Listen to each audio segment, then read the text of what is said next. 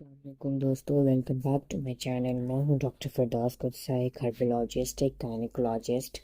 इस प्लेटफॉर्म पे हम बात करेंगे women health related disease.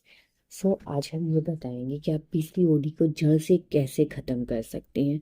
Actually होता क्या है कि जब हमारे चैम्बर में पेशेंट आते हैं तो उनके मन में कई सवाल होते हैं। मैम, ये डिज़ीज़ हमें क्यों हो गया? हमारा तो सब कुछ बिल्कुल ठीक है, ये डिज़ीज़ हमें क्यों हो गया? हम तो ओवर वेट भी नहीं हैं, हम तो अंडर वेट हैं। ये चीज़ बीमारी ऐसी है जो जल्दी ख़त्म नहीं होती है, मेडिसिन खाओ तो ठीक ठाक मेंटेन रहता है, मेडिसिन छोड़ दो तो ये वापस अपनी जगह पे आता है। बहुत पेशेंट तो ऐसा बोलते हैं कि मैम, मेडिसिन लेने के साथ साथ भी हमारी डिज़ीज़ क्योर नहीं हो पाती। इसका हल क्या है, इसका ट्रीटमेंट क्या है कि पूरी जड़ से ख़त्म हो जाए? तो इस वीडियो में आज हम इस टॉपिक को कवर करेंगे। होता ये है कि जब हमारे चैम्बर में पेशेंट आते हैं तो हम उन्हें पूरी तौर पे ढंग से पूरा एक्सप्लेन नहीं कर पाते हैं कि आप क्या करना है, क्या नहीं करना है। लेकिन आज हम इस वीडियो में इस चीज़ को कवर करेंगे। होता ये है, पीसीओडी जब हमारे पास आ जाता है तो हमारे पीरियड्स बहुत इरेगुलर हो जाते हैं, हमारी बॉडी में अनवांटेड हेयर आ जाते हैं, जो कि एक मेल हार्मोन होता है टेस्टोस्टेरोन, उसका लेवल हाई हो जाता है। वो एक मेल सिम्टम्स होता है, तो इसलिए हमारे बॉडी में जब उस हार्मोन का लेवल हाई हो जाता है तो हमारे बॉडी में अनवांटेड हेयर आ जाते हैं। उसके बाद हमारे फेस पर एक्ने वगैरह आने लगते हैं। हमारी पेशेंट में इंसुलिन रेजिस्टेंस हो जाता है। इंसुलिन रेजिस्टेंस होने के कारण वो ओबीज बहुत ज़्यादा हो जाती है, मोटापा उनके अंदर बहुत ज़्यादा आ जाता है। और इसके अलावा हमारी पेशेंट के में इनफर्टिलिटी के शिकार हो जाती हैं। वो औरतें जो शादीशुदा हैं, जो माँ बनना चाह रही हैं, वो माँ नहीं बन पाती हैं। तो इसके लिए आपको करना ये है कि आप गायनेकोलॉजिस्ट के पास ज़रूर आएंगे, मेरे पास भी आएंगी तो मैं आपको मेडिसिन ज़रूर प्रेस्क्राइब करूँगी। विदाउट मेडिसिन तो कुछ काम नहीं बनने वाला, मेडिसिन तो आपको लेना ही होगा हर हाल में। लेकिन मेडिसिन लेने के साथ साथ आपको क्या क्या सावधानी ऐसी बरतनी है, क्या क्या आपने करना है कि जिसकी वजह से आपका ये डिज़ीज़ परमानेंटली क्योर हो जाए। तो करना ये होता है कि जब आप मेडिसिन आप साथ साथ लो तो आपको 3 to 6 मंथ्स तो आपको सबसे पहले 3 to 6 मंथ्स आपको टाइम देना ही होगा।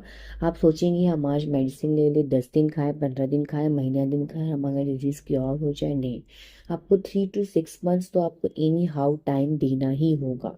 कैसे भी करके आपको टाइम ये देना ही है। अपने आप को पेशेंस रखना होगा।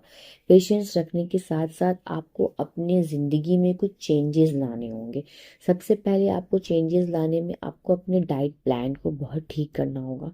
डाइट प्लान में ठीक ये करना होगा कि बाहर के जितने सारे फास्ट फूड हैं, बर्गर हो गए, पिज़्ज़ाज हो गए, पेस्ट्रीज हो गए, मोमो हो गए, चाउमीन हो गए, ये सारी चीज़ों को आपको बिल्कुल छोड़ना होगा।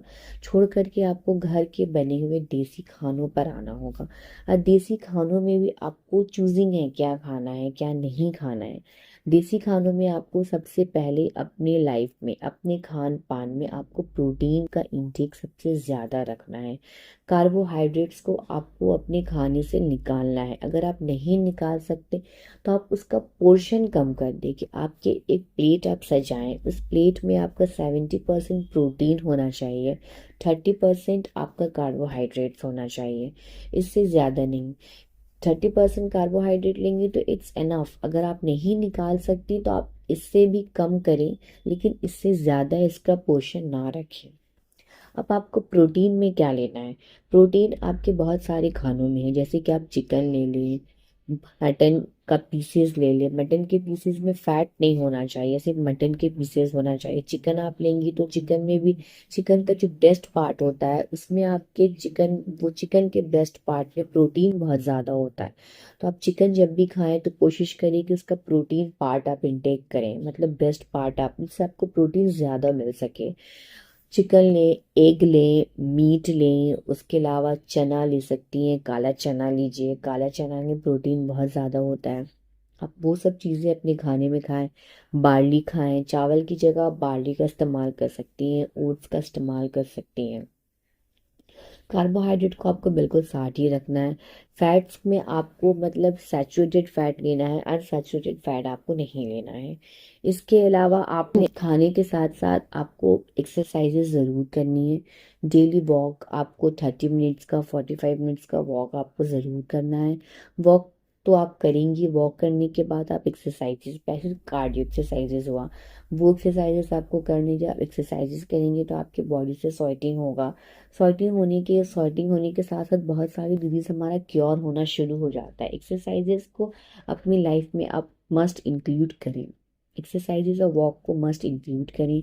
उसके बाद आपने करना क्या है, उसके बाद आपको ये करना है कि रोज़ आप सुबह सवेरे उठें। सुबह सवेरे उठ कर के बाहर की धूप ज़रूर लें। मीन जो विटामिन डी वाला पोर्शन होता है ना, वो आप विटामिन डी अपने बॉडी में लें। क्योंकि मैंने बहुत सारे अपने चेम्बर्स में देखा है, जब हम उनका रिपोर्ट्स कराते हैं तो बहुत सारी पीसीओडी की पेशेंट होती हैं, उनका विटामिन डी का लेवल बहुत ज़्यादा डाउन हो जाता है।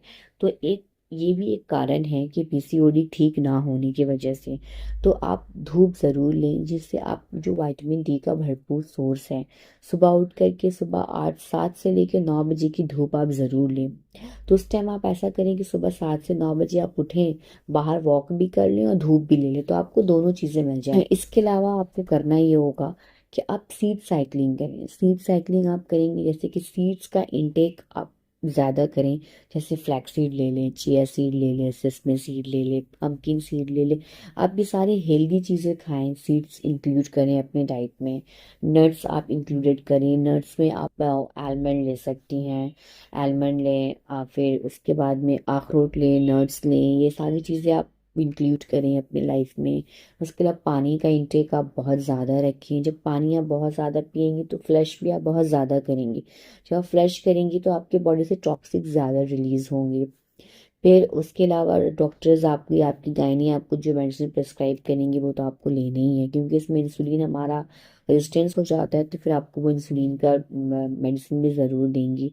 इसके अलावा आप एक हर्बल सिरप वगैरह भी आप इंक्लूड कर सकती हैं, जैसे M2 टोन हो गया, एमिकॉर्डियल हो गया, ये सारे सिरप्स वगैरह भी आप इंक्लूड कर सकती हैं आप। इससे भी पीसीओडी में बहुत फ़र्क पड़ता है। इन सारी चीज़ों के अलावा अपने खाने में आप स्प्राउट्स का भी यूज़ कर सकती हैं। स्प्राउट्स आपने लें, जैसे चने का स्प्राउट्स बना लें, मूंग दाल का आप स्प्राउट्स बना लें। स्प्राउट्स भी बहुत फ़ायदा करता है, स्प्राउट्स आपने ज़रूर लेने हैं। और एक चीज़ आपको अवॉइड करना, आप डेयरी प्रोडक्ट्स से थोड़ा दूर रहें। डेयरी प्रोडक्ट्स आपकी जो मात्रा है, जो पोर्शन आप अपने डेली लाइफ में लेती हैं, उसको बहुत कम कर दें। अगर आप छोड़ नहीं सकती तो आप उसे बहुत ही कम कर दें, ज़्यादा आपने इंटेक नहीं करना है। दही वगैरह भी आप नहीं लेनी है। मिल्क तो खैर आपने अवॉइड करना ही है। दही अगर आप बहुत ले भी सकती हैं तो उसकी पोर्शन बहुत थोड़ी होनी चाहिए, मीन 2 to 3 स्पून्स होना चाहिए, उससे ज़्यादा आप दही इंटेक ना करें। उसके अलावा आपने ये करना है, फ़ैट्स आपने बिल्कुल भी नहीं लेना। आपको फ़ैट से बहुत दूर रहना है, क्योंकि आपको इस डिज़ीज़ में एक्चुअली अपना वेट भी रात में रिड्यूस करना है। जब आप वेट भी रिड्यूस करेंगी तो ही आपको मेडिसिन जो आप इंटेक कर रही हैं तो उसका रिलेशन बहुत अच्छा आएगा। अगर आप सिर्फ मेडिसिन खाती जाएंगी लेकिन अपने लाइफ स्टाइल में कोई चेंजेस नहीं लाएंगी, कोई मॉडिफिकेशन नहीं लाएंगी, कोई डाइट फॉलो नहीं करेंगी, एक्सरसाइजेज नहीं करेंगी, कोई आप सनबाथ नहीं लेंगी, तो फिर आपका मेडिसिन उतना अच्छा असर नहीं करेगा। इससे क्या होगा, आप मेडिसिन जब तक आप इंटेक करेंगी तो आपको फील होगा कि नहीं मैं तो बिल्कुल ठीक हो गई, मेरा पीसीओडी बिल्कुल क्योर हो गया। लेकिन आप जैसे ही मेडिसिन स्टॉप करेंगी ना तो फिर वो वापस से रिगेन हो जाएगा, तो जो कि हमें नहीं करना है। जब आप ये दोनों चीज़ों को साथ साथ बैलेंस करते हुए चलेंगी तो फिर आपका ये डिज़ीज़ आपका क्योर हो जाएगा। लेकिन आप सोचेंगे हम मेडिसिन ना लें, सिर्फ लाइफ स्टाइल से भी चेंज करें, तो लाइफ स्टाइल से बहुत हद तक आपका ये डिज़ीज़ क्योर होगा। लेकिन जब आप मेडिसिन साथ में लेंगे और लाइफ स्टाइल भी चेंज करेंगी, वो सारी चीज़ें अपने लाइफ में इंक्लूड करेंगे जो मैंने बताया है, तो फिर आपका ये जड़ से ख़त्म होने के चांसेस बहुत हद तक बढ़ जाएंगे।